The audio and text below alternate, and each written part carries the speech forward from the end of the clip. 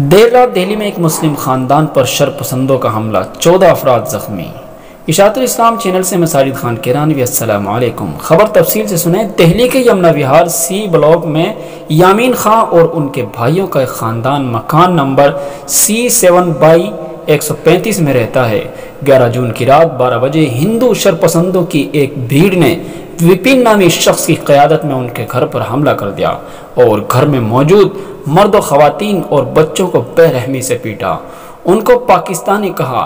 یہ شرپسند بندوق اور لاٹھی لے کر آئے تھے۔ گھر کے 11 مرد اور 3 خواتین زخمی ہیں۔ 12 جون کی دیر شام جمعیت علماء ہند کا ایک وفد اطلاع ملتے ہی جائے واردات پہنچا اور متاثرہ خاندان سے ملاقات کی۔ زخمی یامین خان نے بتایا کہ ہم مایوس ہیں کہ ہم کو مسلمان ہونے کی وجہ سے ایک بار پھر نشانہ بنایا گیا۔ ابھی تو سال بھر قبل ہی یہاں خون کی ہولی کھیلی گئی ہے۔ ان کا اشارہ دہلی فساد کی طرف تھا۔ وہ کہہ رہے تھے کہ ہماری کالونی کا گیٹ رات میں بند ہو جاتا ہے۔ دیر رات وپن نام کا ایک شخص زبردستی اس کالونی میں گھسنا چاہتا تھا۔ گارڈ نے روکا تو وہ گارڈ سے مار پیٹ کرنے لگا۔ میں نے اسے سمجھایا اور جانے کو کہا تو مجھ سے بھڑ گیا۔ پھر کچھ دیر بعد ایک بھیڑ کے ساتھ آیا اور میرے گھر میں گھس کر مار پیٹ کرنے لگا۔ اس نے عورتوں کے ساتھ بدتمیزی کی۔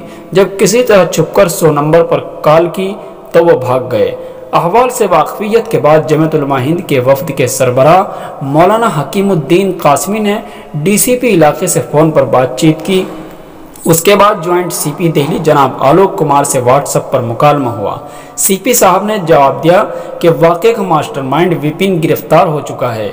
اس معاملے میں کیس بھی درج کیا جائے گا۔ ہم خطاوار کو چاہے وہ کوئی بھی ہو ہرگز نہیں چھوڑیں گے۔ کل ہم ایک ایک کے خلاف کارروائی کریں گے۔ اسی طرح کا جواب DCP صاحب نے بھی دیا ہے۔ اس موقع پر جمعیت کے وکیل ایڈوکیٹ سلیم ملک نے قانونی طور سے اپنی خدمات پیش کی۔